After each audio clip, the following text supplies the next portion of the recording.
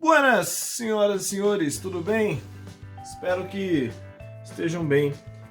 Vamos lá então, vamos falar um pouco hoje sobre o Brasil Império. É a primeira parte aí do Brasil Império, né? Você sabe que nós dividimos esse período aí do Brasil Império em três, né? Primeiro reinado, período regencial e segundo reinado. Tome cuidado para não escrever segundo Reinaldo, tá? Já corrigi prova com isso escrito. Primeiro reinado, tudo que vai da independência até a abdicação de Dom Pedro, ou seja, 1822 até 1831. Aí período regencial é o que vai da abdicação de Dom Pedro ao golpe da maioridade, 1831 e 1840. Segundo reinado, tudo que vai do golpe da maioridade até a proclamação da República, outro golpe, vale dizer, 1840 a 1889. Pois bem, senhores, vamos lá então. Ok, independência, já questionamos, né, a noção de independência, né, já questionamos essa noção de corte total de laços, a gente sabe que não foi isso que aconteceu, né, na prática, mas vamos lá então. Como que se dá o reconhecimento da independência do Brasil frente a Portugal? Quem media, né, quem faz a intermediação aí desse acordo entre Portugal e Brasil é a Inglaterra. Né? A Inglaterra, inclusive, media, apoia e é quem financia, por assim dizer, o corte de laços. Por quê? Porque o reconhecimento de Portugal só vem com a assinatura de um tratado, que é o Tratado de Paz e Amizade de 1825, onde o Brasil tem que pagar 2 milhões de libras de indenização para Portugal, e quem vai cobrir estes gastos é exatamente a Inglaterra, senhores. E também tem apoio dos Estados Unidos. Os Estados Unidos, partindo daquela lógica da doutrina Monroe, da América para os americanos, também vai apoiar a independência. Vamos lá então. Então agora o Brasil é independente, tem de ter uma constituição própria, e aí que nós temos as primeiras constituições, vamos dizer assim, a primeira constituição, porque tem uma que não entra em vigor, né? Se você olhar aí no PDF que eu disponibilizei para você, você vai ver lá, foi convocada uma Assembleia Legislativa, né, para fazer a Constituinte, a Assembleia Constituinte, e essa Assembleia era formada majoritariamente, cerca de 95% dos presentes nessa Assembleia, dos grandes proprietários rurais. Ou seja, eles vão acabar escrevendo uma Constituição em benefício próprio. Né? Em 1823, eles se reúnem e escrevem aquilo que fica conhecido na história como a Constituição da Mandioca, né? Onde o critério para participação política era uma quantidade X de pés de mandioca plantados. Né? Era uma Constituição que privilegiava os produtores rurais, e ao mesmo tempo era uma Constituição que limitava os poderes de Dom Pedro I, né? Limitava os poderes reais. Evidentemente que Dom Pedro I dissolve essa Assembleia, ele acaba com essa Assembleia, os constituintes ainda ficam reunidos, né, na noite, que fica conhecido como noite de agonia, né, a noite que fica aquela indecisão, e aí, será que acabou mesmo? Será que esse trabalho todo, essa Constituição que a gente escreveu não serviu para nada? Né? E de fato isso se consolidou na manhã seguinte a essa noite da agonia. Somente em 1824 que nós vamos ter a primeira Constituição da história do Brasil. Você sabe, o Brasil tem várias constituições e a primeira é feita no Império, em 1824. Primeira noção importante pra gente é que essa é uma Constituição que foi outorgada por Dom Pedro I. Lembre-se, há uma diferença entre outorgada e promulgada. Existem constituições promulgadas e constituições outorgadas. O que é uma Constituição promulgada? Você pode ver aí nesse PDF que eu deixei para você. É aquela que ela é elaborada por uma Assembleia Constituinte, ou seja, ela é feita por uma Constituinte, que são os representantes do povo, logo há uma participação indireta do povo, né? Porque foram os representantes do povo que escreveram a Constituição. Agora, o que é uma Constituição outorgada? É uma Constituição imposta pelo governante. Ela resulta única e exclusivamente da vontade do governante e não tem a participação sequer indireta do povo. Beleza? É o caso da Constituição de 1824, que foi outorgada por Dom Pedro I. Características dessa Constituição, porque isso despenca em prova. Senhores, é outorgada, beleza?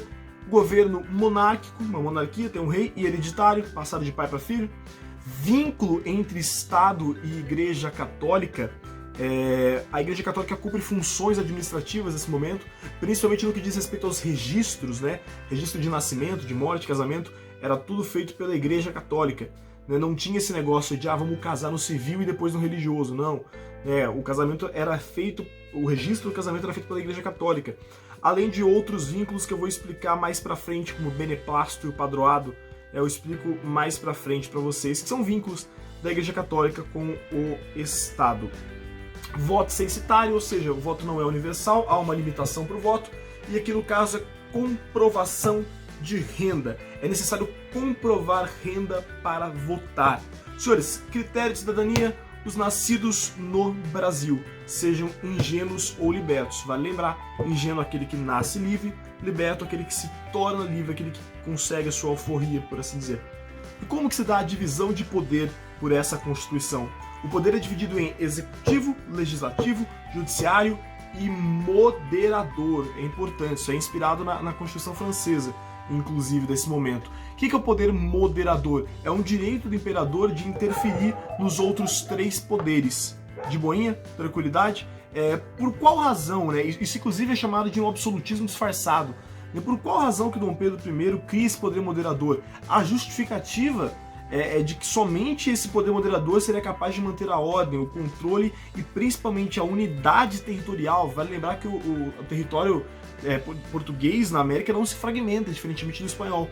O Brasil é um país enorme aqui, o maior país da América do Sul, porque não se fragmentou pós-independência. Segundo o imperador, o poder moderador seria necessário para controlar, para ter a ordem e a unidade territorial. Mas, como já disse, foi chamado de absolutismo disfarçado, afinal de contas é um modo de Dom Pedro I passar por cima da Constituição.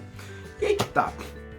É interessante a gente analisar como Dom Pedro I, ele caminha de herói, né, herói da independência, né, o cara que, daquela ideia que nós já discutimos, o independência ou morte, que nós sabemos que é uma balela, né, mas de uma figura representativa das elites locais brasileiras, de herói da independência, ele é passado a vilão, né, e como que ele vai perdendo prestígio, né, é isso que é importante. O tema desse momento aí, você pode ver no PDF, tá lá, Dom Pedro I de herói a vilão, mas o termo mais correto, né, isso é uma expressão informal, talvez seria o desgaste político de Dom Pedro I. Como que Dom Pedro I foi se desgastando ao longo desses quase 9 anos aí de governo? Primeiramente, o poder moderador pega muito mal. Os grandes críticos de Dom Pedro I batem muito nessa tecla que a Constituição de 1824 ela é autoritária, né? Ela disfarça o absolutismo de Dom Pedro no momento em que a tendência ao liberalismo, né, Dom Pedro I está com um absolutismo enrustido, por assim dizer. Isso pega muito mal, é um ponto que leva a um desgaste de Dom Pedro I. Segundo ponto, vai acontecer uma revolta no Nordeste brasileiro, né, próximo à linha do Equador, que por conta disso, inclusive, vai levar o nome de Confederação do Equador. Em Pernambuco que se une ainda com as outras, com outras províncias ali próximas, né, o Ceará principalmente, a Paraíba também. Mas enfim, é uma tentativa de separação, na verdade, do Nordeste, dessas regiões do Nordeste lideradas por Pernambuco. E o que Dom Pedro I evidentemente faz? Reprime, os 16 líderes são condenados à forca, inclusive um dos principais líderes, que era o Frei Caneca, uma pessoa de muito prestígio, uma pessoa ligada à religião, né, evidentemente, de muito prestígio no Pernambuco, e a morte de Frei Caneca é determinante também para uma perda de apoio muito grande de Dom Pedro no Nordeste. Beleza, a repressão à Confederação do Equador é um segundo ponto que vai levando a esse desgaste político da figura do imperador. A terceira, Dom Pedro I acaba levando a culpa por uma grande crise econômica federal que vai se instalar no Brasil, principalmente depois da transferência da corte de volta para Lisboa, né, quando em 1815 acontece o Congresso de Viena e tudo mais. Portugal dá aquele golpinho político, né, se transforma num Reino Unido, ao Brasil e Algarves, né? Mas enfim, posteriormente, quando a família real volta para Portugal, o que eles fazem? A corte real literalmente zera o Banco do Brasil, leva todo o dinheiro do Banco do Brasil, e o Banco do Brasil nunca se recupera totalmente disso e declara falência em 1829, numa crise econômica já se instaurada, muito devido também a uma seca que acontece no Nordeste, enfim. Essa crise econômica acaba caindo totalmente em cima de Dom Pedro. Beleza? Terceiro fator foi esse. Quarto fator é a tal da Guerra da Cisplatina, senhoras e senhores. O que é a Cisplatina? A Cisplatina era uma regiãozinha, era a última província do Brasil, ficava bem ao sul, né, fazendo fronteira com o Rio Grande do Sul, mas que não era tão habitada por brasileiros e tinha muitos argentinos ali. Brasil e Argentina se enfrentam numa guerra em disputa naquela região. O Brasil alegando que, ora, essa região faz parte do meu território, e a Argentina alegando, ok, mas quem vive nessa terra são os argentinos. Um conflito que se estende desde a independência do Brasil, inclusive. Desde 1822, só que só é resolvida em 1828, com a interferência da Inglaterra, e a Inglaterra acaba favorecendo ali a criação de um novo país. E a Cisplatina hoje é uma grande parcela do Uruguai, né? Então nem Brasil nem Argentina vence essa guerra, só que a perda da Cisplatina cai também em cima de Dom Pedro I. Ué, mas você não estava garantindo a unidade territorial? Dom Pedro, acabamos de perder um território ao sul por incompetência sua. Quinto fator de 7 que eu vou dar para vocês. A disputa sucessória em Portugal, com a morte de Dom João VI, né, o pai de Dom Pedro I. Lembra dele? Dom João VI, filho de Maria Louca, né, que veio pro Brasil em 1808. Com a morte de Dom João VI, aí que tá, quem era o descendente direto, né, e deveria assumir o trono era Dom Pedro I. Dom Pedro I deveria assumir o trono de Portugal. Mas e agora? Né? E agora? Você já é imperador do Brasil.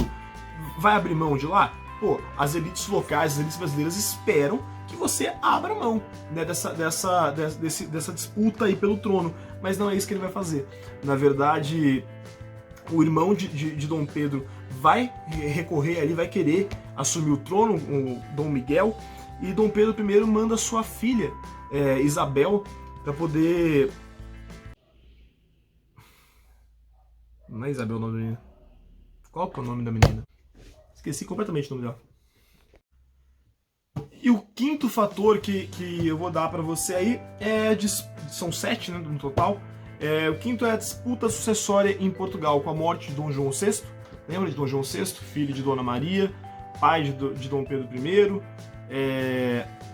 Aquele cara que vem, né, com a corte real em 1808 pro Brasil. Mas enfim, Dom João VI morre e o sucessor deveria ser Dom Pedro, né? Mas e agora? Dom Pedro é imperador do Brasil, vai abrir mão do trono de Portugal? As elites locais brasileiras aqui esperam que sim, né, que ele abra mão dessa disputa, mas não é isso que ele faz. Ele disputa o trono com o seu irmão Dom Miguel, né? E literalmente rolam guerras civis em Portugal por conta disso, né? Apoiadores de Dom Pedro, apoiadores de Dom Miguel, fica conhecido como Guerra Miguelista. Isso, caso apareça Guerra Miguelista para você já sabe o que é. Mas até que Dom Pedro, né, sossega o facho. Pode pôr sossega o facho na prova? Não, jamais. Né? Mas Dom Pedro abre mão da disputa, envia sua filha Maria da Glória, que tinha 7 anos na época. Maria da Glória se casa com o seu tio Dom Miguel e eles assumem o trono de Portugal. Não se assuste, isso era muito comum naquele momento, né, para ficar dentro da mesma família, assim vai. Só que o fato de Dom Pedro mandar sua filha, né, e não ter aberto mão durante muito tempo para disputar o trono de Portugal, faz com que muita gente se descontente com ele aqui, porque ele é acusado de tentar retornar ao pacto colonial. Ué, mas você quer ser imperador do Brasil e de Portugal? Putz, talvez ele esteja tentando recolonizar o Brasil. E isso faz com que ele perca muito, muito prestígio das elites brasileiras no geral. Sexto fator, o jornalista Líbero Badaró, um dos principais críticos, se não o principal crítico de Dom Pedro I, que é brutalmente assassinado, e por mais que ele não tenha, Dom Pedro I não tenha relação com o crime, o fato de Líbero Badaró ser um crítico de Dom Pedro I e ser assassinado, putz, a culpa acaba recaindo sobre Dom Pedro, mesmo que se saiba que não houve nenhuma relação, né, de Dom Pedro com a morte, mas ainda assim a culpa recai sobre Dom Pedro. E por último, a famosa Noite das Garrafadas no Rio de Janeiro, que é um conflito entre brasileiros e portugueses. portugueses que estão comemorando no Rio de Janeiro a disputa sucessória em Portugal, o fato de Dom Pedro estar disputando com Dom Miguel a coroa de Portugal. E por que esses portugueses estão felizes, né? Porque muitos acreditam que é uma possibilidade de retorno ao Pacto Colonial. Isso vai gerar um atrito com brasileiros que não querem a retomada do Pacto Colonial e vai sobrar garrafada na cabeça de muita gente ali, né? Por isso, noite das garrafadas. Senhores, a grande questão é que a pressão era muito forte em cima de Dom Pedro I, muito forte. 7 de abril de 1831, Dom Pedro I abdica, né, do trono brasileiro, vai para Portugal, onde ele morre 3 anos depois, morre deprimido, tuberculoso inclusive, e deixa aqui o poder na mão do seu filho Pedrinho, né, o Dom Pedro II, mas que na época tinha 5 anos. Ora, pasme, novidade, pasme, ninguém com 5 anos pode assumir um trono. Logo o Brasil vai ficar a cargo de regentes. Dom Pedro II é o imperador, mas está esperando a idade adulta aí, a maioridade, para poder assumir. E esse é o momento que nós temos o período regencial, que é tema para uma próxima aula. Demorou? Sucessinho? Beijo no coração de todos e tchau!